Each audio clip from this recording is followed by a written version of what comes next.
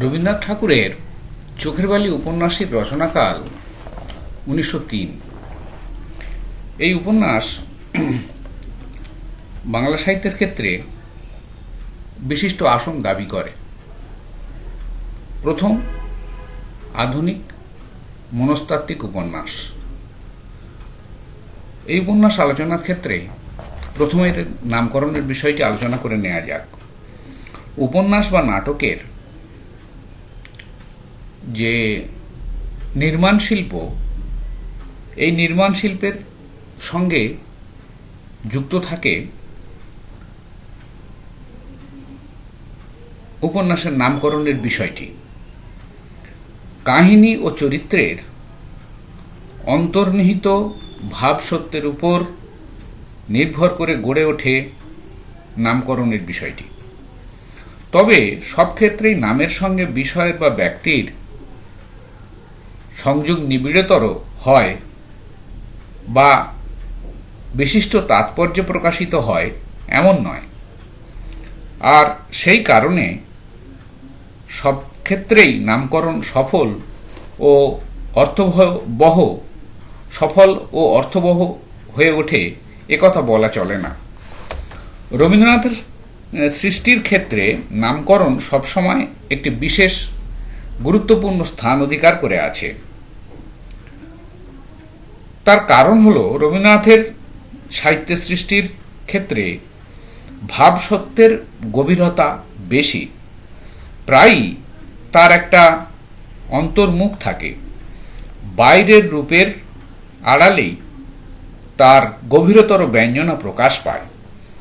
তাই বাহ্য বিচারের মাপকাঠিতে রবীন্দ্র সৃষ্টির আন্তঃস্বরূপ আবিষ্কৃত হয় না, সেটা অনাবিষ্কৃত থেকে যায়।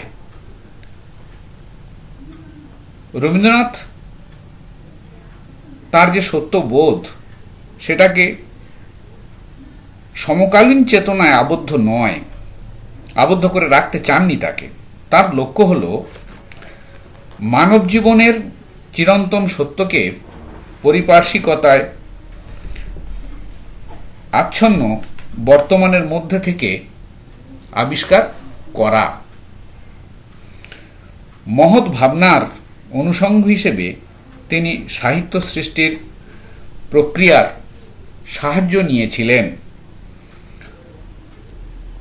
চেতনার গভীর স্থান থেকে সংগ্রহ করেছিলেন সেই মহামন্ত্রধ্বনি।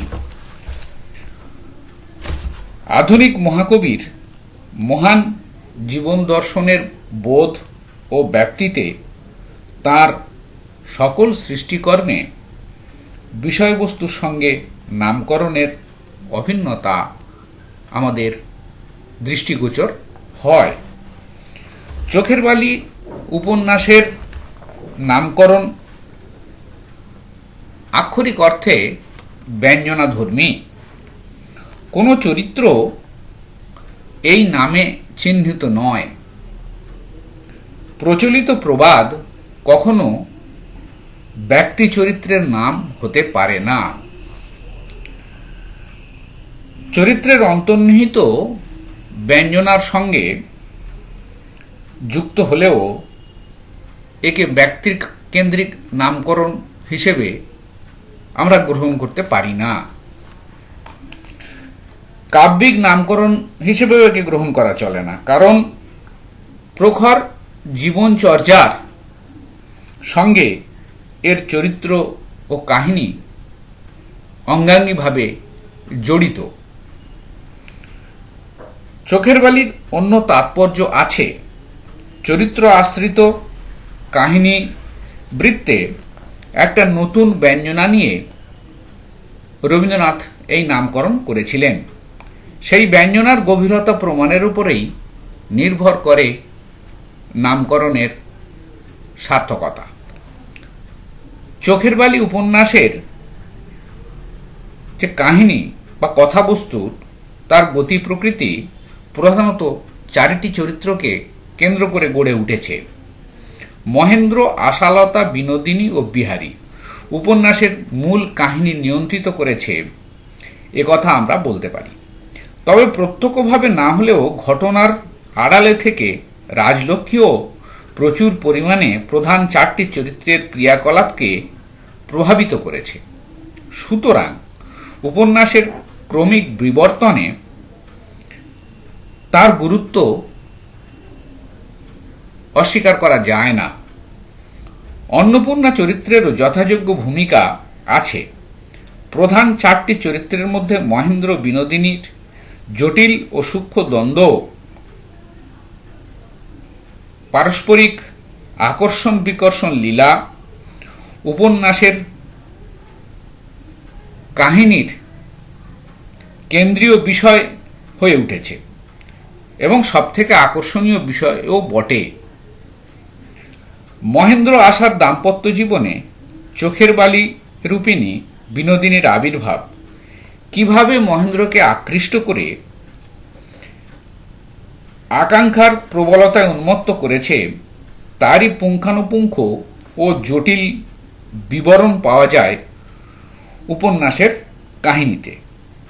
কাহিনী বিচারে মহেন্দ্র আপাত নিরুত্তাপ ও একঘেয়ে উন্মত্ততায় আশালতা কেন্দ্রিক তার জীবনধারা নিরুদ্বিগ্ন ও জটিলতা মুক্ত ছিল, কিন্তু চোখের বালি রূপিণী বিনোদিনী সেই সাধারণ দাম্পত্য জীবনযাপনের একেবারে মাঝখানে এসে পড়ে কাহিনীতে জটিল আবর্ত রচনা করেছে। মহেন্দ্রের দৃষ্টি ধীরে ধীরে আশালতা থেকে সরে গিয়ে প্রবল আবেগে ও উন্মত্ততায় বিনোদিনীর উপর এসে পড়েছে।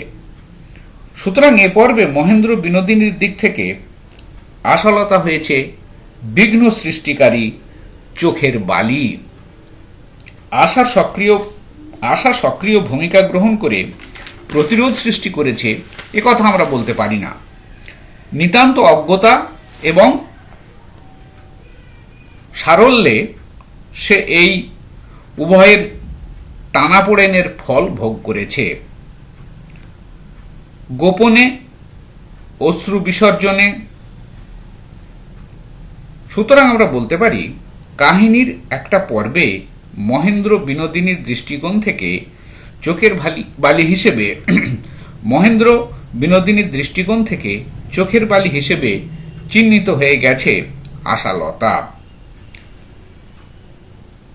কাহিনীর বিবর্তনে আমরা দেখি মহেন্দ্র বিনোদিনীর আকর্ষণে যখন উন্মত্ত হয়ে উঠেছে এবং প্রবল আবেগে তাড়িত হচ্ছে, তখন বিহারী মহেন্দ্রের এই বিনষ্টিকারী উন্মত্ততার প্রতিবন্ধক রূপে আবির্ভূত হয়েছে। অর্থাৎ বিহারী মহেন্দ্র বিনোদিনীর পারস্পরিক যে আকর্ষণ বিকর্ষণের বিষয়টি উপলব্ধি করতে পেরে সে বাধাস্বরূপ হয়ে দাঁড়িয়েছে।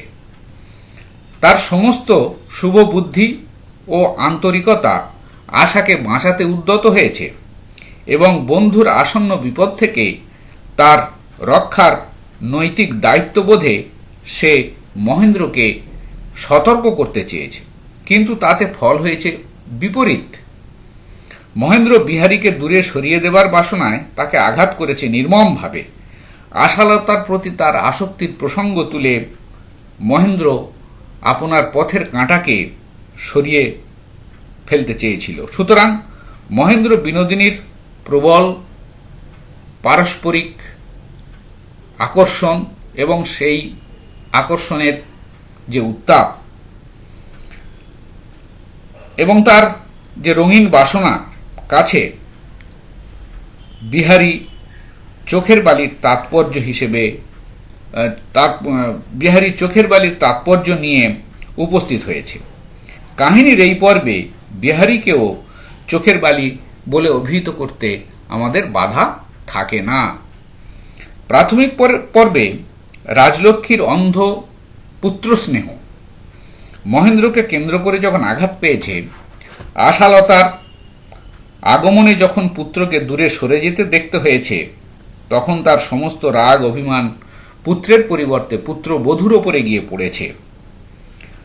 সুতরাং রাজলক্ষ্মীর দৃষ্টিভঙ্গিতে পুত্রবধূ আশালতা ও অন্নপূর্ণা চোখের বালির তাৎপর্য নিয়ে অর্থবহ হয়ে উঠেছে এমন মনে করা অসঙ্গত নয়। চড়ুইভাতি উপলক্ষে আশা মহেন্দ্র বিনোদিনী ও বিহারীর এক নতুন সম্পর্ক কাহিনীর গতি প্রকৃতিকে পরবর্তীকালে প্রত্যক্ষভাবে নিয়ন্ত্রিত করেছে বলে মনে হয়।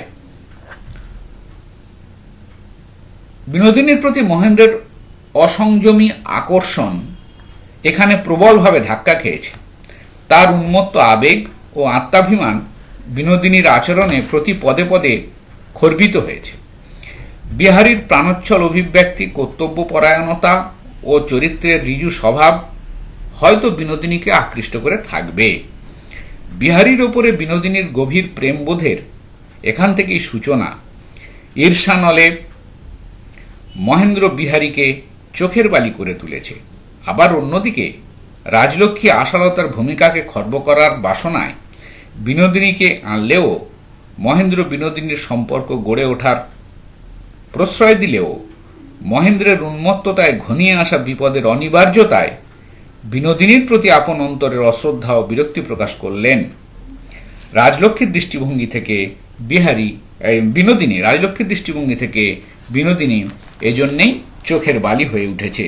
এইভাবে কাহিনীর প্রত্যেকটি ধারায় বিভিন্ন মুহূর্তের সংঘাত ও জটিলতার মুখে চোখের বালি উপন্যাসের যে ভাবগত সংহতিতে নামকরণের বিষয়টি অর্থবহ ব্যঞ্জনায় ঘুরে ফিরে এসেছে। সামগ্রিকতায় চোখের বালি উপন্যাসের নামকরণের তাৎপর্য ছাড়াও বিভিন্ন পর্বে বিভিন্ন ঘটনার অভিঘাতে চরিত্রকেন্দ্রিক তাৎপর্য নামকরণের সঙ্গে সঙ্গতি রেখেই যেন আবর্তিত হয়েছে। রবীন্দ্র উপন্যাসের নামকরণ তার সমস্ত শিল্পবোধ ও জীবনবোধের একটা সমার্থক ধারণারূপে প্রকাশিত হয়। শিল্পিত চেতনায় জীবনচর্যার অনুষঙ্গে অস্বস্তিকর অবস্থা বা সংঘাতের ইঙ্গিত দেবার অভিপ্রায়ে চোখের বালি নামকরণের দিকে ঝুঁকেছিলেন রবীন্দ্রনাথ, একথা আমরা নিঃসন্দেহে বলতে পারি।